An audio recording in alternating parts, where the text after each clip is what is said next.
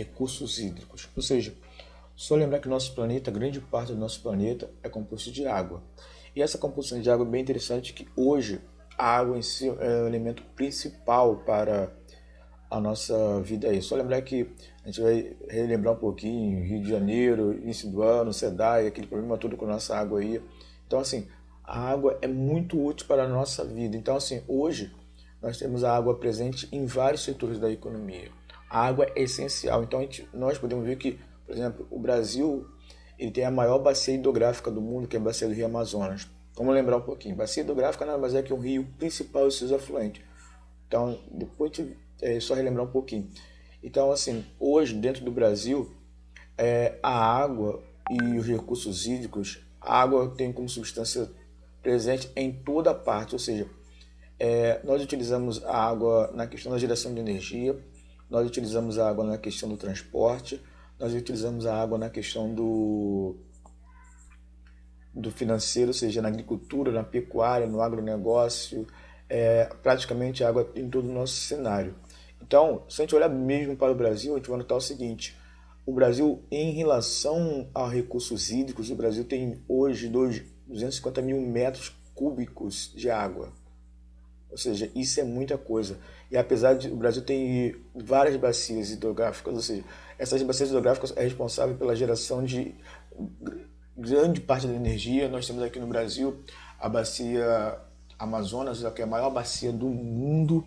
Temos a bacia do Atlântico Norte, a bacia do Rio São Francisco. Para quem não sabe, quando a gente falamos em Nordeste, o Rio São Francisco é um dos poucos rios que nós temos no Brasil que é navegável, né? O Rio São Francisco também ele foi responsável pela uma grande obra do governo, foi a transposição do Rio São Francisco. Qual o objetivo disso? Era levar água para outras regiões. Assim, grande parte dos nossos rios que nós temos aqui no Brasil são considerados rios perenes. O que são rios perenes? São rios calmos, ou seja, o Brasil poderia ter grande parte do nosso recurso aí. Por exemplo, nós temos a bacia amazônica, que é a maior, mas em questão de geração de energia, ela deixa muito a desejar porque os nossos rios eles são rios calmos e geralmente gasta-se muito na questão da produção de uma indústria, de uma usina hidrelétrica.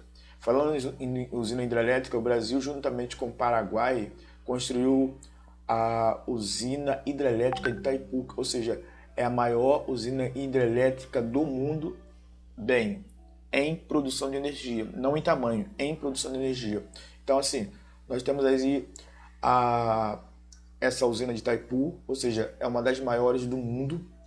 Temos aqui ela. Então, ela é responsável por gerar grande parte da energia. Temos aí a usina hidrelétrica de Tucuruvi, que fica na região nordeste do Brasil.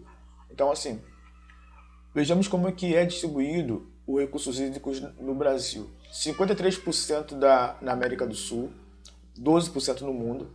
A bacia hidrográfica amazônica, ela cobre exatamente 65% do território nacional. 50% da população utiliza recursos, 5% da população e 73% dos recursos hídricos. Ou seja, basicamente, nossa população depende dessa água em si. O que nós temos dessa água aí? Então, vemos aqui uma das principais utilizações que nós temos aí é a geração de energia entre as usinas hidrelétricas. Como assim ela funciona? O funcionamento de uma hidrelétrica é muito fácil. Ela usa exatamente a pressão da água, por isso eu volto para vocês falando. O rio deve ser não perene, não muito calmo, ou seja, para a água bater e fazer as turbinas girar. Conforme as turbinas giram, aí se formula a condição de energia.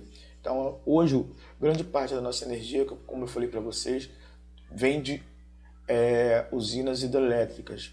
Então, é uma energia que, pouco a pouco, ela está se tornando preocupante, porque nós temos aí uma possível escassez de água. Ou seja, isso é muito ruim. Um fato importante que a gente deve observar são as questões dos rios quando chega no perímetro urbano. Nós podemos ver que todo rio, quando chega no perímetro urbano, ele começa a passar pelo processo de poluição. Então, assim, quando o rio começa a ser poluído, a tendência é quando ele chegar em outros lugares, ele vai ter outros problemas. Ou seja, todo rio deságua no mar. Então, se o rio ficar poluído exatamente, essa poluição chegar. E hoje a nossa preocupação é aqui principalmente no Rio de Janeiro, com a Baía de Guanabara, entre outros. Mas seguindo, um outro fato importante que não é muito explorado aqui no Brasil são as vias, ou seja, o Brasil deixa muito a desejar na questão de transporte porque nós temos imensos rios. E como a gente volta a falar, um fato interessante, o Brasil, no início do século lá, o Brasil utilizava exatamente as ferrovias, que era ótimo. Por exemplo, o que você gasta nas ferrovias não se compara com o que você gasta num caminhão. Desde o governo de Juscelino Kubitschek, lá em 1950, até hoje, praticamente todo o nosso transporte é feito através de quê? Rodovias, ou seja, caminhões, ônibus, e foi deixado de lado os transportes alternativos, tipo o trem, e outro, aí mostro para vocês, é o transporte viários, hidroviários. Ou seja, um barco ele tem uma capacidade muito grande de transportar pessoas e também equipamentos ou mantimentos, produtos em si. Mas o problema é, e detalhe,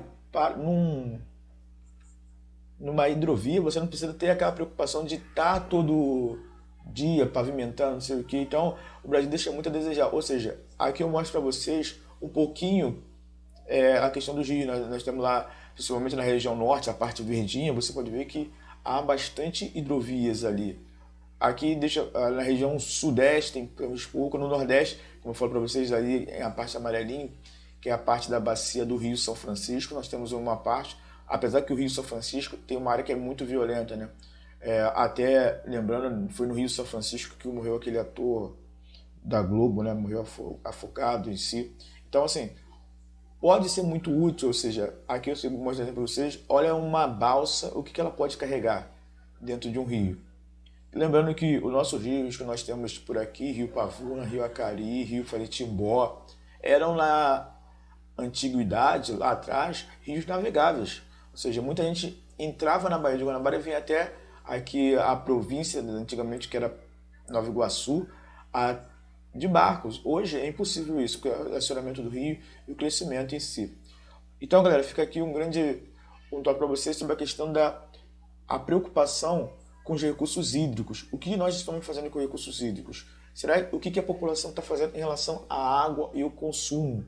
Bem, podemos fracionar? Será que a mudança dessa água aí, desse tratamento de água, por exemplo, hoje temos essa daia, hoje a água que nós consumimos, essa água, será que ela vem em bom estado? O que está acontecendo? O que pode ser feito? Perfeito? Então, galera, fica aí um grande